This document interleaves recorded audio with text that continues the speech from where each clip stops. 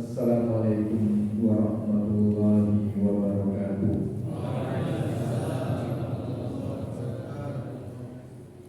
Alhamdulillahirabbil alamin. Wa bihi nasta'inu ala umuri dunya waddin. Wassalatu wassalamu ala asyrafil anbiya'i wal mursalin wa ala alihi wa ashabihi wa man da'a bi da'watihi wasara ala nahjihi ila yaumiddin. Amma ba'd. Hadirin hadirat, para bapak, para ibu,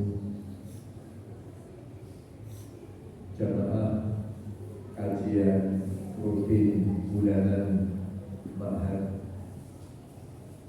Tahfidz Al-Amanah yang semoga dimuliakan Allah SWT.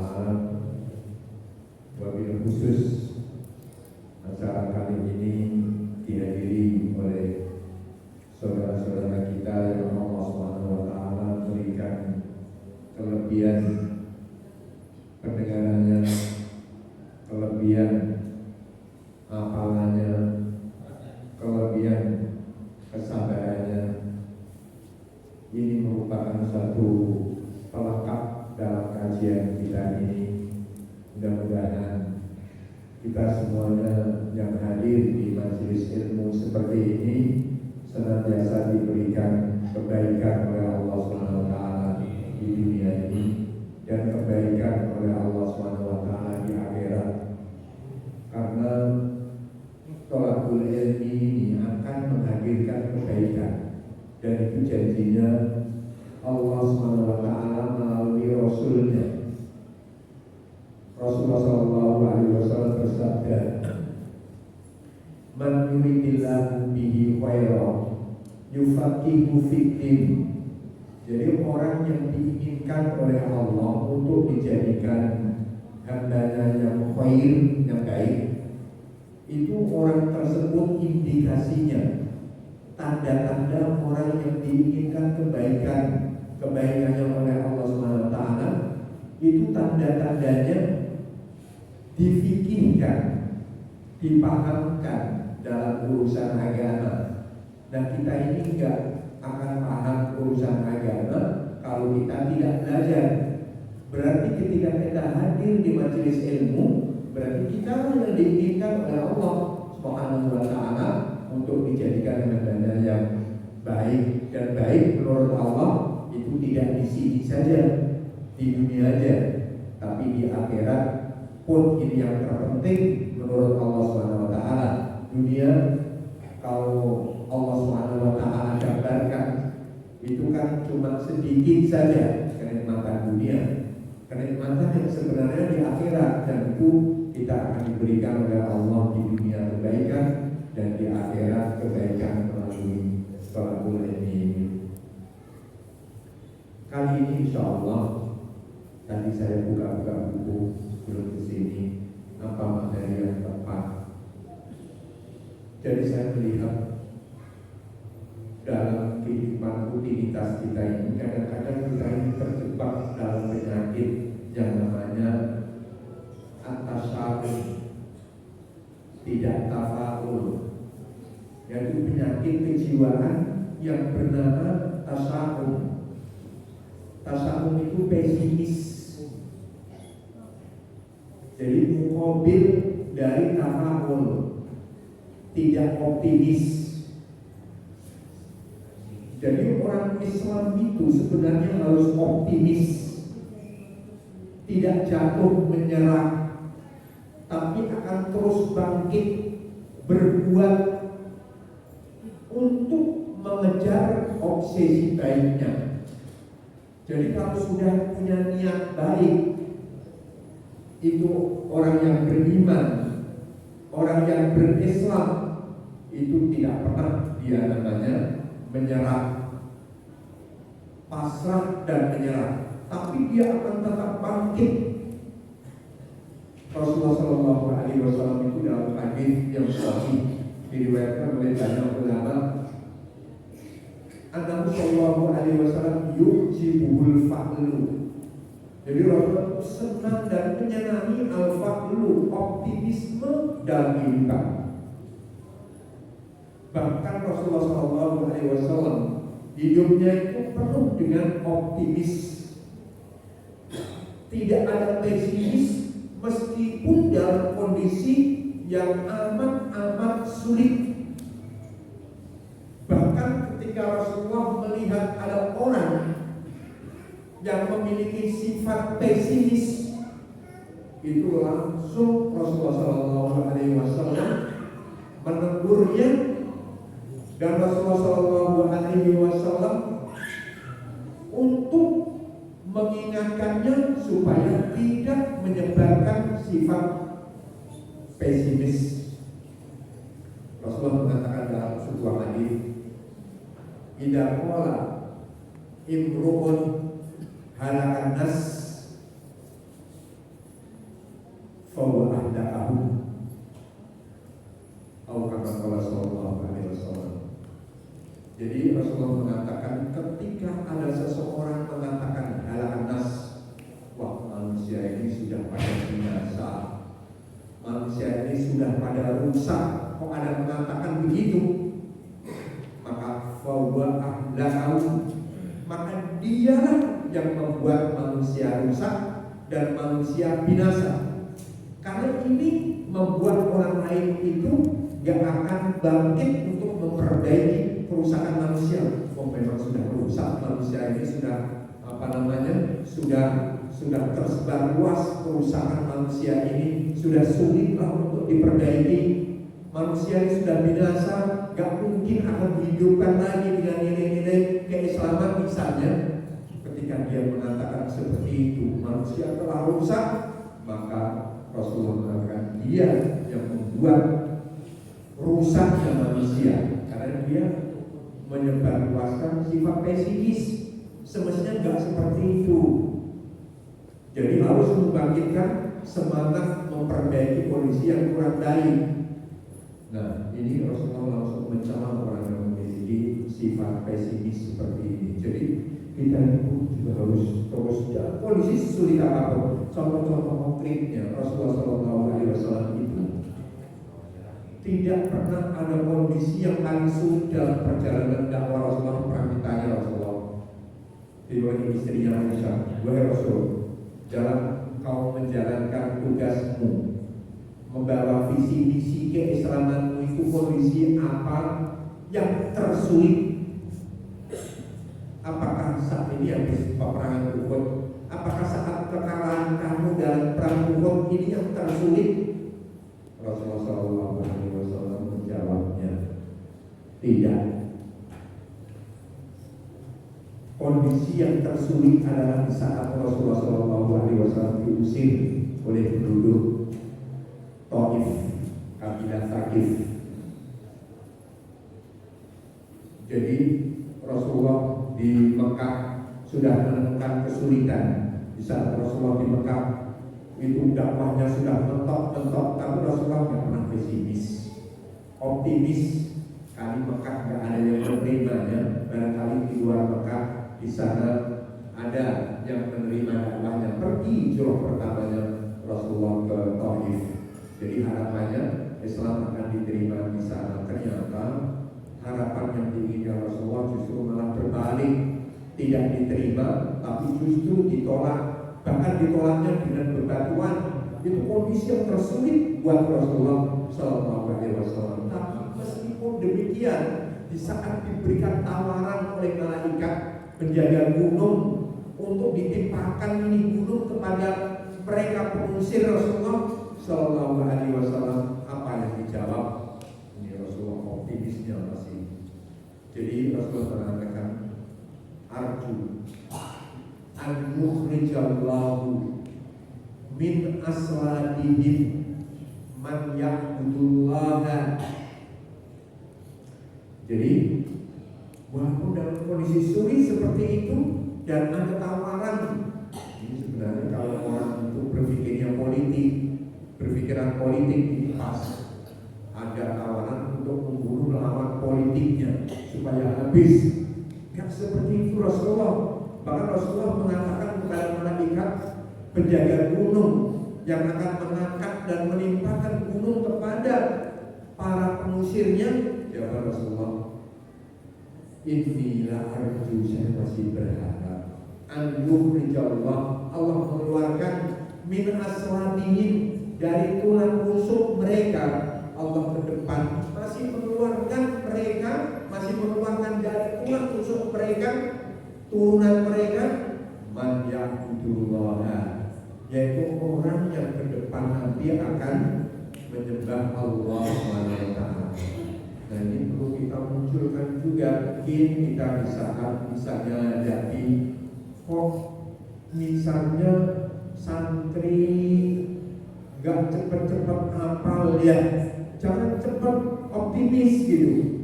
Ini mereka sudah datang di sini, sudah menghafalkan di sini. Kita berpikir bagaimana agar supaya anak-anak kita ini semakin cepat hafalannya, anak-anak kita semakin kuat prestasinya. Kita harus berpikir terus. Jangan sampai kita mengatakan memang yang pendaftar sedikit, yang kita terima gak banyak, sehingga gak bisa menarik yang terbaik misalnya. Kita tidak boleh seperti itu. Kita harus bangkit. Kemudian juga, kenapa yang daftar gak banyak? Mungkin wajar, ini sekarang sudah dibuka pesantren-pesantren yang senada, yang sepadan dengan pesantren kita.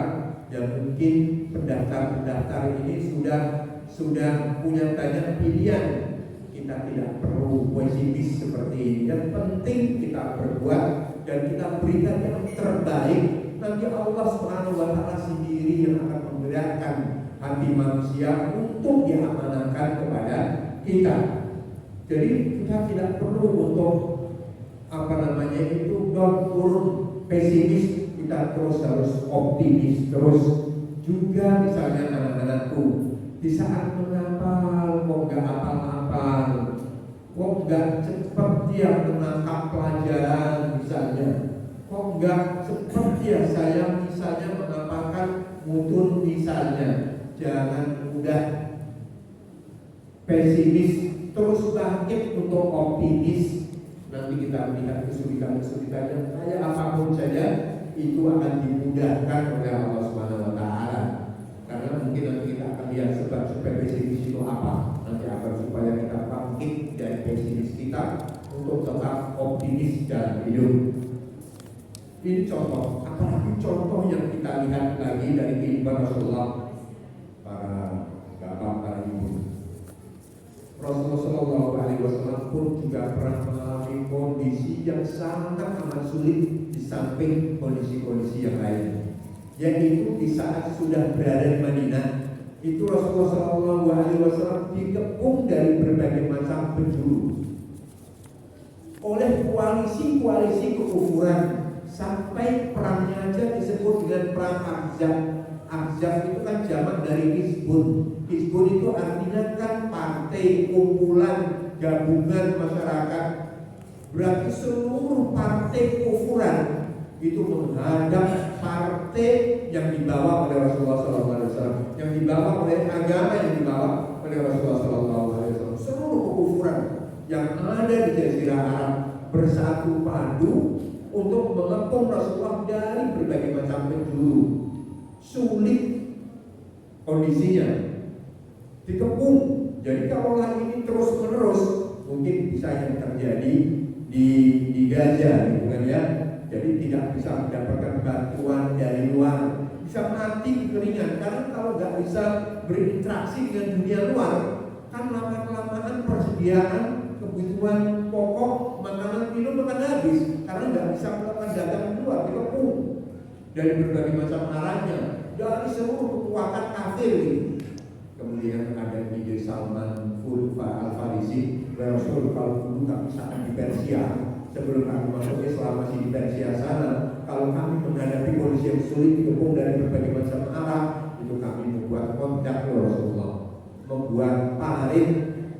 Jadi parit membuat, akhirnya Rasulullah dalam kondisi sulit dikepung. Kemudian ada usulan membuat parit. Belum ada alat-alat berat kebataan. Tanahnya tandus, bebatuan, tidak ada alat berat, membuat membuat parit yang begitu lebar, begitu panjang agar supaya aman dari serangan dari luar ini. Kan berat juga, nggak putus asa melakukan pekerjaan yang berat. Jadi kalau mungkin kita ya sudah nggak mungkin mengambil sikap ini, gitu kan ya, langsung dihadapin aja, nggak usah membuat parit. Membuat parit pun juga akan butuh waktu lama, kemudian pun juga akan kelaparan. Ternyata enggak, Rasulullah membuat parit. Nah, di saat Rasulullah terlibat langsung bersama sahabat yang membuat parit, Rasulullah nggak cuma hanya mengkomando aja, mengawasi aja, terlibat langsung membuat parit itu. Bahkan ketika mereka kelelahan, Rasulullah menghibur dengan mengatakan innal aisyul akhirah, sesungguhnya kehidupan itu yang sebenarnya adalah kehidupan akhirat. Kalian susah di sini, nanti ingat di akhirat kalian gak susah lagi, supaya bangkit lagi. Rasulullah untuk menyemangati para sahabat-sahabat yang menemukan kesulitan dalam membuat parit. Saat ada salah seorang sahabat yang benar-benar kesulitan untuk memecah batu, gak kuat fisiknya, karena memang di bagiannya ada batu besar, itu minta tolong Rasulullah. Coba bayangkan, Rasulullah hadir, terlibat langsung, kemudian membantu sahabat yang tidak mampu memecah batu. Diambil kapaknya, dipukulkan itu kapak pada batu, kemudian muncul percikan api.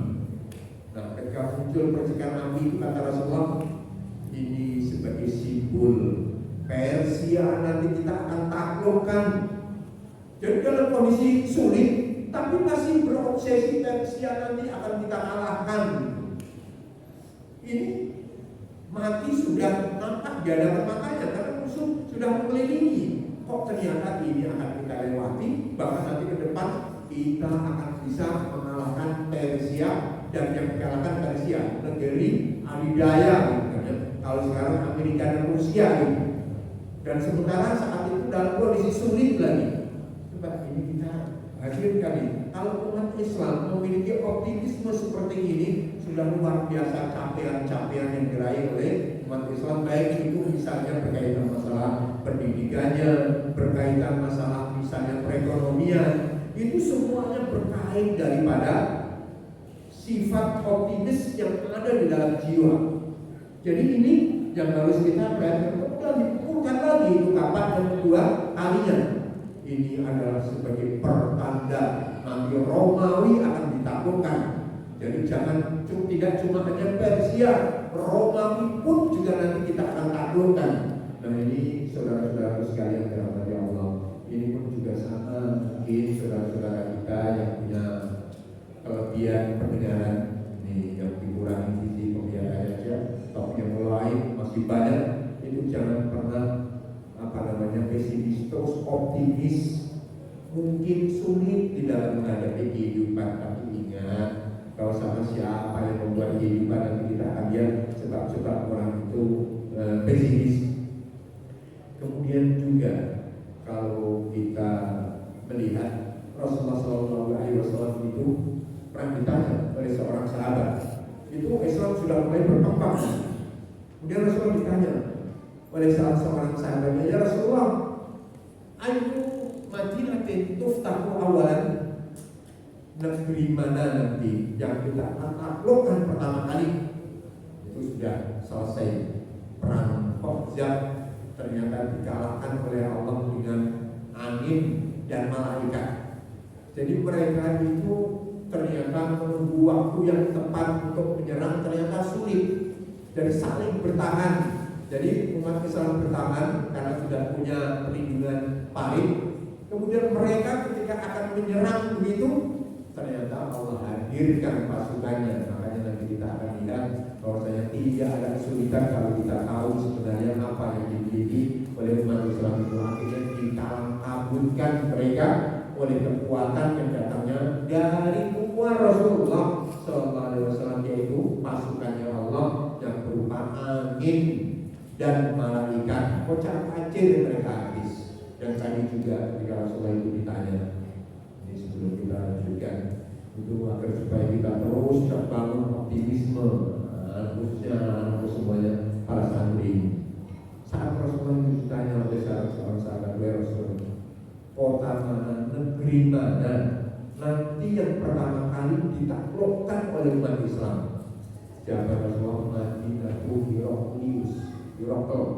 Madinatul Hirakl.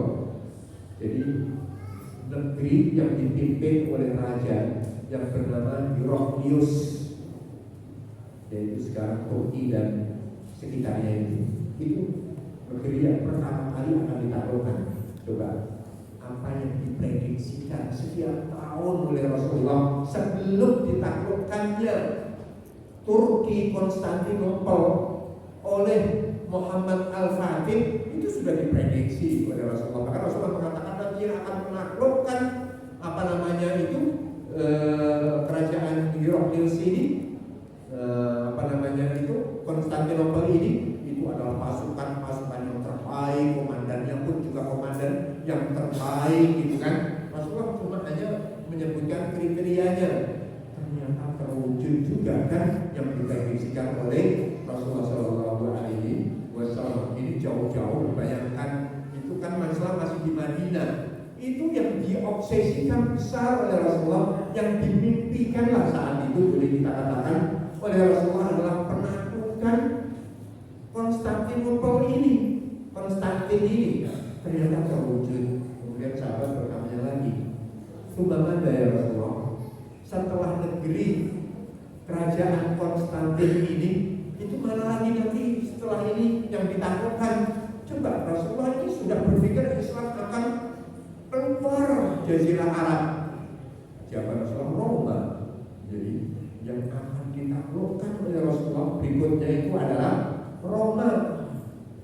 Jadi Romawi Barat, Romawi Timur sudah selesai ditaklukkan. Romawi Barat itu akan ditaklukkan oleh umat Islam.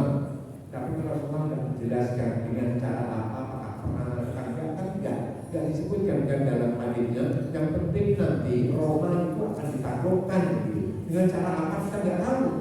Ya kita tunggu aja kebenarannya. Ternyata tanda-tanda untuk ditaklukkannya Eropa itu sudah mulai nampak. Yaitu dengan mereka nggak mau nikah.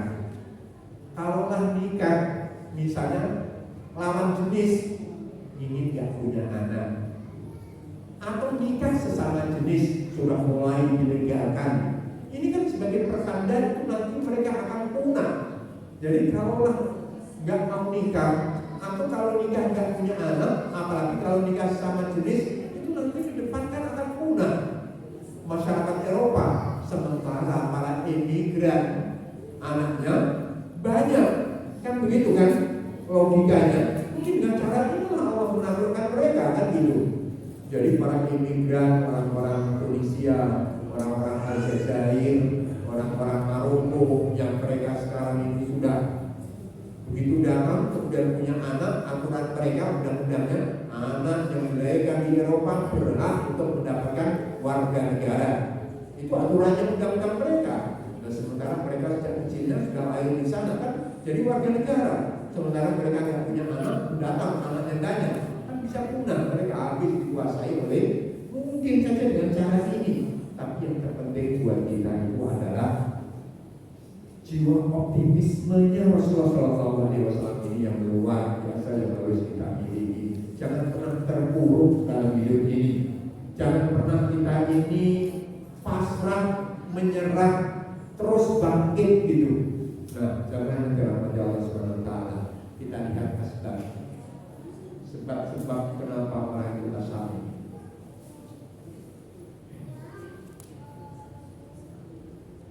Jadi asbab tasyawuf, sebab-sebab penyakit jiwa yang berupa pesimis ini. Pertama adalah ada ma'rifatillah haqqa al-ma'rifah. Jadi tidak mengenal Allah dengan baik. Jadi tidak mengenal Allah, tidak memahami Allah dengan pemahaman yang benar, pemahaman yang utuh, pemahaman yang kamil, mutakamil.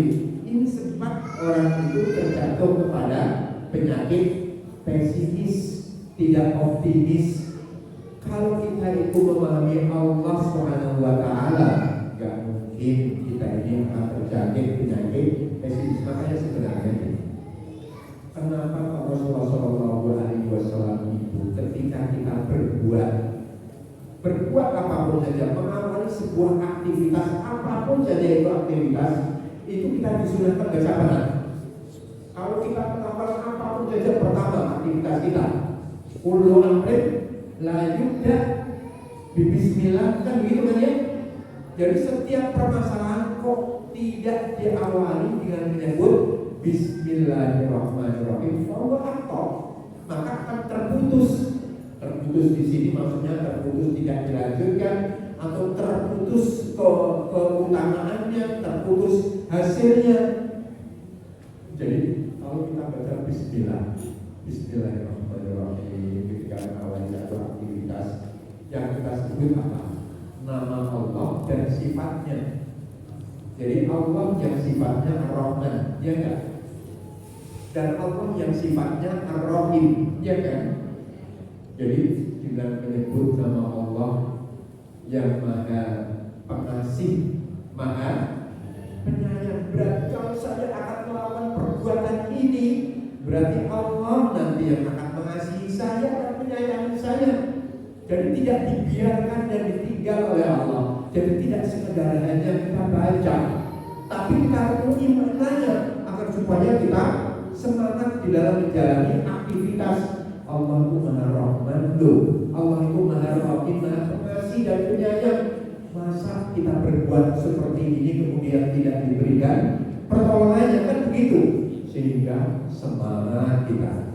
Seandainya kok belum berhasil pada tahap awal, nanti tahap kedua berangkatnya lagi Bismillahirrahmanirrahim, muncul semangat baru lagi. Sebenarnya begitu. Jadi kata Bismillah kalau kita renungi itu membuat kita bangkit terus. Karena Allah Subhanahu wa Ta'ala sifatnya bukan pendendam, Allah Subhanahu wa Ta'ala sifatnya bukan bakhil kepada hambanya, tapi Rahman Rahim. Dan kita berbuat ingin supaya apa yang kita berbuat itu berhasil gitu. Cita-cita kita dalam melakukan satu perbuatan itu terwujud. Ya, sementara yang kita baca Allah Ar-Rahman Ar-Rahim. Jadi kita harus mengenali siapa Allah SWT sehingga kita tidak mungkin ada terputus. Jadi manusia memang kemampuannya, kekuasaannya terbatas, tapi Allah SWT lain, gitu kan ya.